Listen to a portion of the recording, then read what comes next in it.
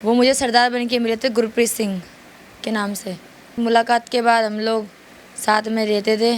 11 महीने तक हम रिलेशनशिप्स में थे। उसके बाद हम लोगों ने 11 महीने बाद शादी का फैसला करा। मैं नाबालिग थी। हमने झंडे वाले मंदिर में एक दूसरे को माला पहना के शादी करी। एक दिन फिर वो मेरे पास आया। उसने मुझसे बोला कि हम लोग कोर्ट मैरिज शादी करेंगे। उसने एक कागज़ में, वहाँ पे कोई था, उन्होंने वो कागज़ में मुझे आलिया नाम लिख करके दिया। वो नाम उन्होंने मुझसे कागज़ पर तुरवाया, लिखवाया। वो नाम मैंने लिखा। बाकी सारे मेरे साइन पिंकी के नाम से ही थे। सारा मेरा डॉक्यूमेंट्स वगैरह सब पिंकी के नाम से था। कुछ दिन बाद उन्होंने मेरा वलीमा कराया। जब मुझे पता चला कि मुझे कोर्ट से मुसलमान बनाया गया है, मेरे हाथ में ये ओम बना था, उन्होंने ये ओम जला दिया। ये मेरी मम्मी के नाम की स्पेलिंग थी, ये जला दिया। फिर वो मुझे एकदम मुसलमान तरीके से रखते थे, एकदम बुरखे के अंदर रखते थे। कहीं भी जाना आना वो उनके साथ में, ना मेरे पास फ़ोन था ना कुछ। मैं अपनी मम्मी के घर पे मिलने तक के लिए बुरखा पहन के आना पड़ता था। मेरे घर ऊपर था, मेरे घर के नीचे दुकान थी, दुकान पे सामान लेने तक के लिए बुरखा पहन के जाना पड़ता था। ये है मेरे पति गुरप्रीत, जिनका असली नाम नूर मोहम्मद है। उन लड़कियों को आप क्या कहेंगी जो लगातार इनके चक्कर में या इनके झांसे में फंसती जा रही हैं? मैम, मैं तो बस एक ही बात कहूँगी, जिस तरीके से मैंने अपने घर वालों की नहीं सुनी, आज मैं भुगत रही हूँ इस चीज़ को। आप कोई भी लड़की ऐसा कोई कदम ना उठाए, अपने माँ बाप की मर्जी से शादी करे, और ना कभी भी किसी लड़के से प्यार भी करे ना, तो पहले उसके घर वालों के बारे में सबके अच्छे से डिटेल निकाले, अच्छी तरीके से सब कुछ देख के तब वो शादी करे। जब मैंने श्रद्धा का केस देखा कि 35 टुकड़ों में वो लड़की मिली, मेरी किस्मत अच्छी कि मेरी बेटी कम से कम मेरे को साबुत तो मिली, जिंदा मिली। शायद अगर हम अभी एक्शन नहीं लेते और इसको वो नहीं करवाते तो शायद इसके भी 35 क्या इसके 70 टुकड़े भी हो सकते थे। मैं बस भगवान का यही दुआ मनाता हूँ कि मेरी लड़की साबुत और ज़िंदा मिली है मेरे को। और मैं प्रशासन से बस यही विनती करूँगा कि जो भी कठोर से कठोर सज़ा नूर मोहम्मद उर्फ गुरप्रीत को दिया जाए, ताकि वो आगे से किसी भी हिंदू लड़की या बहन बेटियों की ज़िंदगी बर्बाद ना कर सके। नमस्कार, मैं शालिनी झा और आप देख रहे हैं ओ न्यूज़ हिंदी। दिल्ली में हाल ही में जिस तरीके से श्रद्धा के साथ आफ्ताब ने एक जघन्य अपराध किया, वो सब आज पूरे देश में सब इंसान को पता है, हर एक इंसान को पता है कि किस तरीके से श्रद्धा के साथ आफ्ताब ने वो हरकत करी। दिन प्रतिदिन लव जिहाद के ऐसे तमाम केसेस सामने आ रहे हैं जिसको लेकर सरकार और प्रशासन लगातार घेरे में आ रही है। उसी एक लव जिहाद का शिकार हुई हैं पिंकी, जो हमारे साथ इस वक्त मौजूद हैं बातचीत करने के लिए। इनसे जानेंगे कि किस तरीके से इन्हें भी एक मुस्लिम युवक ने अपने जाल में फंसाया, नाम बदलकर। इनके साथ क्या कुछ हुआ है ये खुद ही अपने मुंह से बताएंगी। पिंकी, पहले तो बहुत बहुत शुक्रिया आपका कि आपने हामी भरी हमसे बातचीत करने के लिए। मेरा सवाल ये है कि कब आपको पता चला कि वो इंसान जो है वो मुस्लिम है, और कैसे कहानी शुरू हुई, ये सब आप हमारे दर्शकों को बताइए। मेरी उनसे मुलाकात 18 अगस्त को हुई थी 2017 में। वो मुझे सरदार बन के मिले थे गुरप्रीत सिंह के नाम से। फिर उसके बाद हम दोनों की मुलाकात हुई। मुलाकात के बाद हम लोग साथ में रहते थे। 11 महीने तक हम रिलेशनशिप्स में थे। उसके बाद हम लोगों ने 11 महीने बाद शादी का फ़ैसला करा। मैं नाबालिग थी। हमने झंडे वाले मंदिर में एक दूसरे को माला पहना के शादी करी। शादी के 2 महीने बाद उन्होंने मुझे एक वीडियो भेजी। वो घर छोड़ के चले गए थे। उन्होंने मुझे एक वीडियो भेजी, उसमें वो फांसी लगाते, उसमें उन्होंने कहा कि मैं मुसलमान हूँ और ऐसे से मैंने पिंकी की ज़िंदगी बर्बाद कर दी, मैं कोई गुरप्रीत नहीं हूँ। उन्होंने ये बात कही। उससे पहले मुझे उन्होंने एक फैमिली से मिलवाया था जो पंजाबी थे। वो उनकी फ्रेंड की फैमिली थी, मुझे नहीं मालूम था। मुझे लगा वो उनकी रियल फैमिली है। जब मैं उनके घर गई, मैंने उनसे पता करा उनके बारे में, तो उन्होंने मुझसे कहा कि वो लड़का मुसलमान था, सिर्फ़ और सिर्फ मेरे लड़कों के साथ वो आता था घर में हमारे, उठता था बैठता था। उसके बाद वो आपको 18 अगस्त को जब मिला था, उसके मिलने के बाद उसने हमसे कहा कि लड़की को हम खुद बताएंगे कि मैं मुसलमान हूँ। फिर उसके बाद से उस लड़के से मेरा कांटेक्ट होना बंद हो गया। उस लड़के ने अपना फ़ोन बंद कर लिया था बिल्कुल। फिर 1 महीने बाद वो आया, उसने मुझसे माफ़ी मांगी। माफ़ी मांग के फिर वो मेरे साथ में रहने लगा। फिर उसके बाद हम लोग साथ में रहते थे। वो कहीं मुर्गा काटता था और मैं पार्लर का कोर्स करती थी। फिर उसके बाद एक दिन फिर वो मुझे छोड़ के चला गया। उसके छोड़ के जाने के बाद फिर मैं शादी वगैरह की इवेंट वगैरह करती थी। फिर मैंने उससे बात करना बंद कर दिया। एक दिन फिर वो मेरे पास आया। उसने मुझसे बोला कि हम लोग कोर्ट मैरिज शादी करेंगे। कोर्ट मैरिज शादी करने के लिए मुझे 3 जनवरी को लेके गया कोर्ट में ले आके उसने मुझे मुसलमान बना लिया। मुझे नहीं मालूम था, मैं पढ़ी लिखी नहीं थी। तो जब पिंकी उसने आपको कहा कि आप धर्मांतरण करिए, या आपको उसने जब मुसलमान बना दिया, तो आपको भनक नहीं लगी कि मुझे मुसलमान बना दिया गया है? या फिर जितने भी आपके साथ अभी तक घटनाएं हुई थी कि आपको बार बार वो छोड़कर जा रहा था, कभी उसने आपको अपनी फैमिली से या अपने सगे माँ बाप से नहीं मिलवाया, आपको उस दौरान ये नहीं पता चला कि ये इंसान वाकई में मुस्लिम है? नहीं मैम, क्योंकि बस मुझे इतना पता चला था, जो उनकी पंजाबी जो थे उनके साथ जो थे, उन लोगों ने मुझे ये बात बताई थी कि उस लड़के की फैमिली जकीरे में रहती है। सिर्फ मुझे इतना पता था, पर मैंने मिलने की कोशिश नहीं करी, क्योंकि मुझे लगा शायद वो लड़का ही झूठा था, इसलिए मैं उससे नहीं मिली। उसने मेरे हाथ पे नाम टैटू भी लिखवाया था, गुरप्रीत सिंह के नाम का। ये फिर उसके बाद से मैंने सोच लिया था मैं कभी किसी से प्यार व्यार नहीं करूँगी, ना कभी इस चीज़ में कभी ज़िंदगी में पढ़ूँगी, ये सोच के। फिर उसने मुझसे जब कोर्ट मैरिज करी तो मुझे नहीं मालूम था, उसने मुझे कोर्ट से मुसलमान बनाया। उसने एक कागज़ में, वहाँ पे कोई था, उन्होंने वो कागज़ में मुझे आलिया नाम लिख करके दिया, और वो नाम उन्होंने मुझसे कागज़ पर उतरवाया, लिखवाया। वो नाम मैंने लिखा, बाकी सारे मेरे साइन पिंकी के नाम से ही थे, सारा मेरा डॉक्यूमेंट्स वगैरह सब पिंकी के नाम से था। उसके बाद वो मुझे अपनी फैमिली के पास लेके गए, जो उसकी रियल फैमिली थी, उनके पास जकीरे में मुझे लेके गए। वो वहाँ जा कर के उनकी मम्मी से मैं मिली, उनकी बहनों से, उनके भाई से, सबसे मैं मिली। सब ने मुझसे बहुत अच्छे तरीके से बात करी। मुझे भी लगा कि मैंने अपनी एक माँ छोड़ दी तो दूसरी माँ मुझे मिल गई, ये सोच के मैं उनके साथ खुशी खुशी रहने लगी। कुछ दिन बाद उन्होंने मेरा वलीमा कराया। वलीमे में मुझे पता चला, उन सब ने जब उनसे कहा, सब जब उनके आए थे पड़ोसी वगैरह, उन सबसे बोला लड़की को हमने कोर्ट से मुसलमान बना लिया।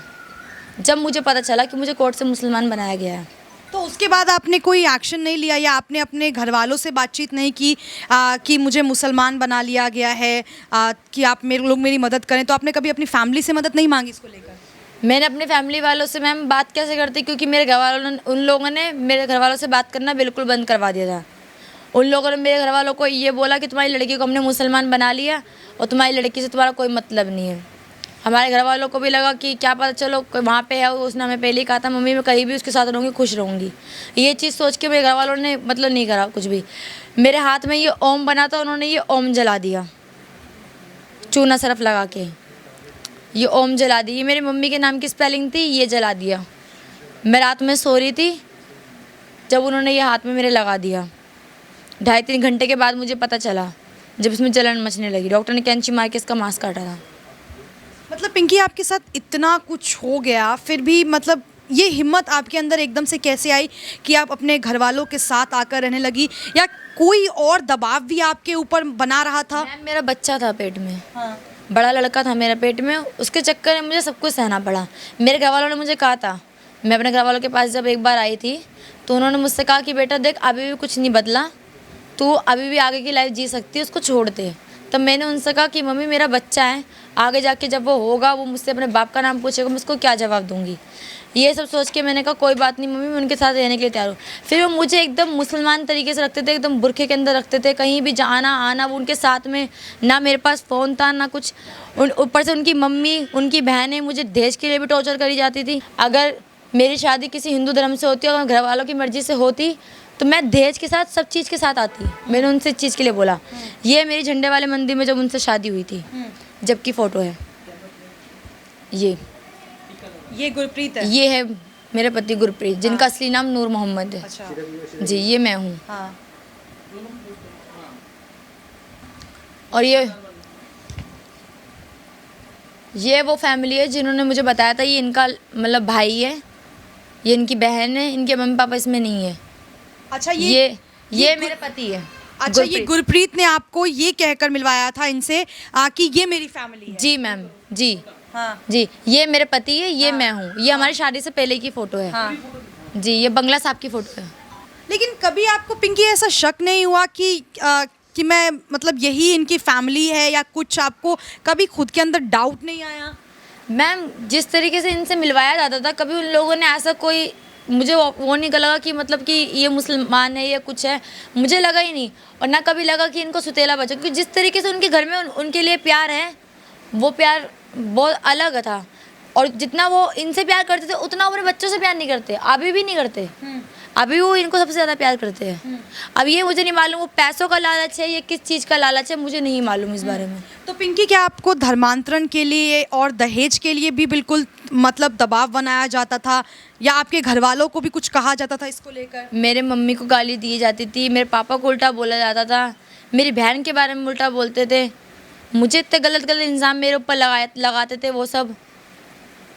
और उन्होंने अभी जब मुझे मेरे लड़के को लेकर चले गए वो रामपुर, मैंने उनको कॉल करी कि मेरा लड़का मुझे ला के दे दो, कि 10 दिन हो गए मैं बच्चे के बगैर नहीं रह पा रही।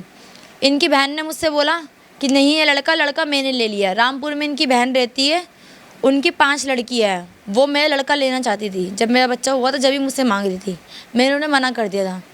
मेरे हस्बैंड उन्हीं के पास मेरे बच्चे को लेके गए हुए थे और मेरे बच्चे तक से मेरी बात नहीं करा रहे थे। मेरा बच्चा फ़ोन पे रो रहा था मेरे लिए, मेरे बच्चे को मेरे पास लेकर नहीं आए। कितने बच्चे हैं पिंकी आपके? मेरे 2 लड़के हैं, एक 3.5 साल का है, एक 2.5 साल का है। तो अभी जब आपने उनसे बात की होगी कि मतलब आपने बेटे को वापस लेने के लिए बातचीत की होगी अपने पति से या उनके घर वालों से, तो उन्होंने ये नहीं कहा कि हम वापस कर देंगे या कुछ ऐसा नहीं बोला कि तुम घर वापस आ जाओ, या कुछ ऐसी बात हुई है आपकी उनसे भी? मैम मैं अपने लड़के को लेने गई थी 15 तारीख को। उन्होंने मुझे मेरे कमरे पे बुलाया था जब मैं प्रेमनगर में रहती थी। वहाँ उन्होंने मुझे कहा कि आके अपना लड़का लेके चली जाओ। मैं अपना लड़का लेने के लिए वहाँ गई। जब मैं वहाँ पहुँची, कम से कम वहाँ पे 10-12 लड़के थे, इतने लंबे चौड़े, घर का सारा सामान उठा दिया गया था वहाँ से, कमरा खाली कर रहे थे। और ये नहीं मालूम वो किस साजिश में थे, वो क्या करना चाह रहे थे, मुझे इस बारे में नहीं पता था। मैं वहाँ पे जैसे मैं गई, मैंने देखा वहाँ मेरा लड़का नहीं, सिर्फ और सिर्फ सारे लड़के थे वहाँ पे, मेरा बच्चा वहाँ नहीं था।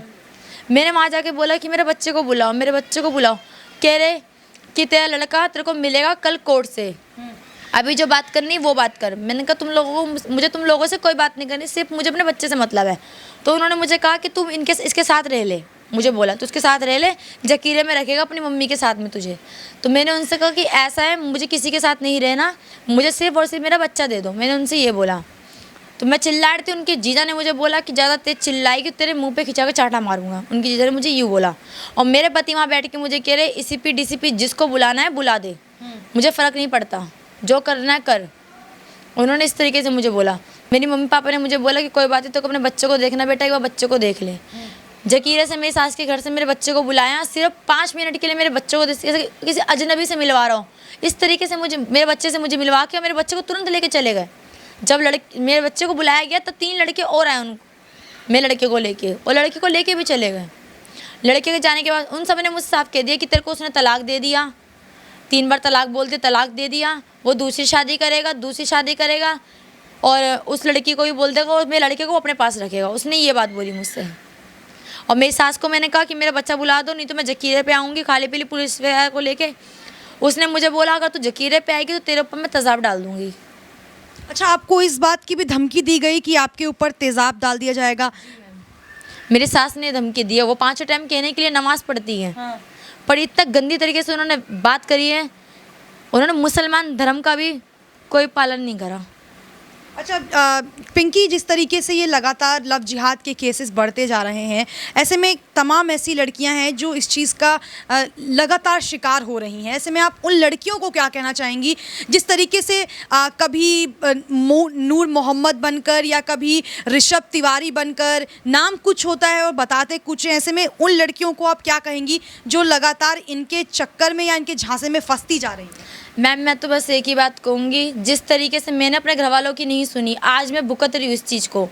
आप कोई भी लड़की ऐसा कोई कदम ना उठाए, अपने माँ बाप की मर्ज़ी से शादी करे और ना कभी भी किसी लड़के से प्यार भी करे ना, तो पहले उसके घर वालों के बारे में सबके अच्छे से डिटेल निकाले, अच्छी तरीके से सब कुछ देख के तब वो शादी करे। आपको अगर अपना बच्चा चाहिए, उसके लिए इसको लेकर आपने उनसे बातचीत की होगी, तो उन्होंने ये नहीं कहा कि हम आपको आपका बच्चा वापस कर देंगे, या इसको लेकर आपकी कोई बातचीत नहीं हुई? जब उन लोगों ने न्यूज़ देखी, न्यूज़ में जब उन्होंने सब कुछ देखा, तब जाके उन्होंने मुझे कहा कि हम तुझे कोर्ट से लड़का देने के लिए तैयार हैं। जब उन्होंने इस बात को बोला, मतलब आपको कॉल वाला आया है? लगातार जिस तरीके से मीडिया में ये बात फैली है, पूरी मीडिया इसको कवर कर रही है, आपकी बात को लगातार उठा रही है, ऐसे में उनकी तरफ से कोई ऐसा कॉल नहीं आया कि हम वापस कर देंगे, या कोई दबाव उनकी तरफ से नजर आया हो आपको? मैंने उनसे कल बोला था कि 1 घंटे में लाके मुझे मेरा बच्चा दे दो, अगर तुम लोग अपने लिए अच्छा चाहते हो। मैं ऐसा कोई कदम नहीं उठाऊंगी जैसे तुम लोगों को भी तक रही हो। मैंने उनको इस चीज़ की धमकी भी दी थी, पर उन्होंने मुझसे बोला जब तूने हमें न्यूज़ में ले आया, वो न्यूज़ लेके तो पूरी दिल्ली में घूम, कहीं तेरी सुनवाई नहीं होगी, क्योंकि एक्शन तू लेना जानती तो एक्शन हम भी लेना जानते हैं। उन लोगों ने मुझे इस चीज़ की भी धमकी दी, तब भी उन्होंने मुझे मेरा बच्चा नहीं दिया। सब ने अपना फ़ोन बंद कर लिया, मेरे बच्चे से मेरी बिल्कुल ही बात नहीं कराई जा रही है। उन्होंने मुझे 2 बार फांसी लगाई है, मेरे पति ने। एक बार फांसी लगाई थी गले घोट के हाथ से अपने, जब उस टाइम मेरा बच्चा नहीं था, और एक बार फांसी लगाई थी मेरा बच्चा 2.5 महीने का था। तो मैंने किस तरीके से धक्का दे कर के उनको अपनी जान बचाई। मैंने उनसे बोला तुम ज़्यादा चाहते हो, मैं ऐसा करने के लिए तैयार हूँ, मेरे छोटे छोटे बच्चे हैं, मुझे माफ़ कर दो। इस तरीके से मैंने उनसे माफ़ी मांगी। और जो मेरी सास वास ने जो मेरे हाथ से ओम जलवाया था, उन्होंने ये बोला कि तुम्हारे हाथ से पानी भी हराम है। पिंकी, क्या आपको उनके और भी फैमिली जो नूर मोहम्मद हैं, उसकी फैमिली के और भी कुछ लोग हैं जो आपको धमकियां दे रहे हैं, जो आप पर दबाव डाल रहे हैं? क्योंकि आपने पहले भी हमें बताया कि आप उन्हें कह रही हैं कि मुझे मेरा जो बड़ा बेटा है वो वापस कर दो। मैम, उनकी बहन है, रामपुर में रहती है, उनकी 5 लड़कियां हैं और अब उन्होंने मुझसे कहा कि तुम्हारा लड़का मैंने गोद ले लिया, तो जो करना है कर दे। मेरे भाई ने तेरे को 3 बार तलाक बोले, तेरे भाई मेरे भाई से तेरा कोई मतलब नहीं है, मेरा भाई दूसरी शादी करेगा। उसने इस तरीके से मुझसे बात करी। फिर मैंने अपनी सास को कॉल करी, मैंने अपनी सास को बोला कि देखो मेरा बच्चा मुझे ला के दे दो, मैं अपने बच्चे को चाहती हूँ, तुमसे कुछ नहीं चाहती। मेरी सास ने बोला, कह रही कोई बच्चा नहीं है, बच्चा तो दहेज में लेकर तो आई नहीं थी जो तू बच्चा बच्चा कर रही है। उन्होंने मुझे इस तरीके से बोला। तभी मैंने कहा कि देखो मेरा बच्चा मुझे दिलवा दो, खाली पे लिए पुलिस वगैरह लेके जकीरे पे आऊँगी तो अच्छा नहीं लगेगा। उन्होंने कहा तू जकीरे आ, तेरे ऊपर मैं तेज़ाब डाल दूँ। काफ़ी गंदी जगह पर उन्होंने तेज़ाब डालने की धमकी मुझे दी थी उन्होंने। और मेरी नंद और भी नंदे वगैरह आएंगी, उन्होंने मेरी मम्मी से बात करी तो उन्होंने कहा कि देखो मेरे भाई का भी लड़का, मेरे भाई का जहाँ दिल करे वो वहाँ देगा, आप लोग बीच में मत बोलो, एक बच्चा उसके पास है, एक बच्चा उसके पास रहेगा। इस तरीके से उन लोगों ने बोला।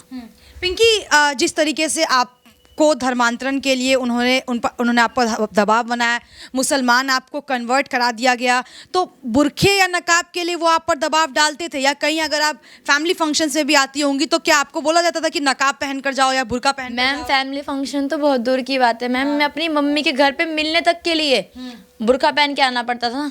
मेरे घर ऊपर था, मेरे घर के नीचे दुकान थी, दुकान पे सामान लेने तक के लिए बुरका पहन के जाना पड़ता था। इस तरीके से मेरी ज़िंदगी थी। भाई की शादी थी, भाई की शादी पे उन्होंने मेरे को फ़ोटो तक नहीं खिंचवाने दी भाई के साथ। क्या कारण था फोटो नहीं खिंचवाने देने का? वो कह रहे थे कोई फेसबुक पे डालेगा, व्हाट्सएप पे लगाएगा, मुझे पसंद नहीं है, तुझे कोई और देखे, इस तरीके से बोलते थे वो। तो पिंकी, आपने बताया भी था कि आपको नूर अभी भी कुछ ऐसी धमकियां देते हैं, तो क्या धमकियां देते हैं वो आपको? उनके जीजा का फ़ोन आया था, उनके जीजा ने मुझसे कहा कि तू जानती नहीं है कि मैं तेरे साथ क्या कर सकता हूँ। तो मैंने उनसे बोला तुम्हें जो करना है कर देना, पर इस टाइम मैं एक माँ हूँ, मुझे मेरा बच्चा चाहिए सिर्फ और सिर्फ। और उसके जीजा ने पहले भी मर्डर करके वो जेल जा चुके हैं, तो उनको लगता है कि पुलिस को वो दबा सकते हैं। और उन्होंने मुझे यही बात कही थी, जो 1-2 बार उन्होंने मुझे मारा था ना, मारने के उन्होंने ये कहा था, नूर ने? जी, उन्होंने ये कहा कि मैं तुझे किसी और का भी नहीं होने दूंगा। तू ये मत सोची कि तू मुझे छोड़ करके तू कभी आगे जाके किसी और के साथ रह सकती है, मैं तुझे जान से मार दूंगा। रामपुर जाके मैम ये शादी में जाके एंजॉय कर रहा है वहाँ जा करके, इस तरीके से। ये कौन है? ये इनकी जीजा की बहन है। अच्छा जी, ये रामपुर में जा करके, ये नूर है? ये नूर है। हाँ। जिसने मेरी जिंदगी बर्बाद करी है। हाँ। यही है। ये इस तरीके से स्टेटस डाल के मुझे जला, ये मेरा बच्चा है। अच्छा। मेरा बच्चा मुझे कॉल पे कह रहा है कि मम्मी मेरे पास आ जाओ। तो क्या बच्चे का भी खतना हो रखा है? क्या बच्चे को भी मुसलमान कन्वर्ट कराया गया इनकी फैमिली की तरफ से? मैम, मेरा बड़े वाला लड़का जब 4.5 महीने का था तब उसकी मुसलमानी करा दी गई थी। मैंने बोला भी काफ़ी, मैंने उनसे बोला, पर उन्होंने कहा कि ये कराना ज़रूरी होता है। काफ़ी उन्होंने बातें करी मतलब अपने तरीके से कि हमारे में ऐसा होता है, वैसा होता है, साफ पाक होता है, इस तरीके से उन्होंने मुझे बोला। फिर उसके बाद जब मेरा छोटे वाला लड़का 6 दिन का था, उसकी मुसलमानी उन्होंने तभी करा दी थी। और मेरे सुनने में भी आया है, मेरे पति के दोस्त से नूर के दोस्त थे, उन लोगों ने ये बात कही है कि भाभी नूर ने हमें कई बार ये बात बोली कि मैं अपने बच्चों की मुसलमानी इसलिए करा रहा हूँ कि मेरी बीवी हिंदू है, कभी ना कभी मैं उसको छोड़ूंगा तो मैं अपने बच्चे उससे ले लूँगा। पिंकी के खुलासे आप सभी ने सुने, कितने चौंकाने वाले थे। पिंकी के पिता भी हमारे साथ इस वक्त मौजूद हैं। सर, मैं आपसे ही जानना चाहूँगी, क्या आपको कभी कानों कान खबर नहीं लगी या भनक नहीं लगी कि गुरप्रीत नहीं बल्कि नूर मोहम्मद है या मुसलमान है वो? मैडम, लगा था ना, शादी के 2-2.5 महीने बाद पता चला था मेरे को। जो मैं इनकी झंडे वाले में शादी हुई थी उसके शादी के 2-2.5 महीने बाद पता चला था कि वो लड़का मुसलमान है। तब भी मैंने इसको बोला था अगर तेरे अभी भी देख ले कोई तेरे पास रास्ता है, हम तेरे को एक्सेप्ट करने को तैयार है वापस, क्योंकि लड़का मुसलमान था। हमने इसकी शादी सरदार से करवाई थी। तब भी इसने बोला नहीं पापा, अब जो भी हो गया, मैं बेइज्जती नहीं कराना चाहती आप लोगों की, मैं जैसा भी है काट लूँगी। लेकिन मैडम अब अति हो चुकी है, मतलब बहुत ज़्यादा। इसको कम से कम 5 बार मैंने कॉम्प्रोमाइज़ कराया। 15 अगस्त को इसको मारा पीटा गया था। अभी पिछले इसी 15 अगस्त को इसको इतना मारा था। ये अपना आनंदपुर थाने में कंप्लेंट भी है इस चीज़ का, उन्होंने भी कॉम्प्रोमाइज़ करवा के इसको भेज दिया। ठीक है, उन्होंने भी कोई एक्शन नहीं लिया। उसको थाने बुलाया, उसको थोड़ा डांट डपट किया, वापसी इसको भेज दिया। फिर उसके 1 हफ्ते बाद फिर इसको मारना, हमारे सामने आके घर पे इसकी माँ के आगे इसको मारता था। इतना वो मतलब हम तो बस इसकी शक्ल देख के चुप रहते थे कि हम कभी कुछ बोल दे फिर इसकी ज़िंदगी ना ख़राब हो जाए। लेकिन मैडम जब मैंने श्रद्धा का केस देखा कि 35 टुकड़ों में वो लड़की मिली, मेरी किस्मत अच्छी कि मेरी बेटी कम से कम मेरे को साबुत तो मिली, जिंदा मिली। शायद अगर हम अभी एक्शन नहीं लेते और इसको वो नहीं करवाते तो शायद इसके भी 35 क्या इसके 70 टुकड़े भी हो सकते थे। मैं बस भगवान का यही दुआ मनाता हूँ कि मेरी लड़की साबुत और ज़िंदा मिली है मेरे को, और मैं प्रशासन से बस यही विनती करूँगा कि मेरी लड़की के साथ इंसाफ किया जाए, इसको जो इसके साथ जो धोखा किया गया उसका पूरा इंसाफ किया जाए, और इसके जो इसने ऑपरेशन से जो बच्चा अपने जान दांव पे लगा के पैदा किया इसका लड़का, इसको वापस सौंप दिया जाए। और जो भी हो प्रशासन की तरफ से जो भी कठोर से कठोर सजा नूर मोहम्मद उर्फ गुरप्रीत को दिया जाए, ताकि वो आगे से किसी भी हिंदू लड़की या बहन बेटियों की ज़िंदगी बर्बाद ना कर सके। तो सुना आपने, ये हमारे साथ पिंकी और उनके पिताजी मौजूद थे। पिंकी ने बहुत चौंकाने वाले खुलासे किए हैं इस मामले को लेकर। जिस तरीके से लगातार देश में लव जिहाद का मामला सामने आ रहा है, ऐसे में कई सवाल खड़े होते हैं और इसके घेराव में ऐसे तमाम लोग आते हैं जो कहीं ना कहीं इसका बचाव करते हुए नजर आते हैं।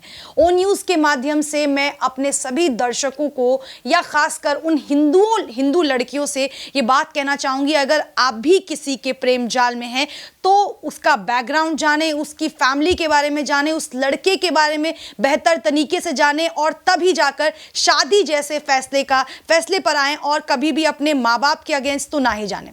वीडियो को लेकर आपकी क्या राय है हमें कमेंट सेक्शन में जरूर बताएं, और तमाम ऐसी खबरों के लिए ओ न्यूज़ हिंदी के साथ बने रहें। तब तक के लिए मुझे दीजिए इजाजत। धन्यवाद।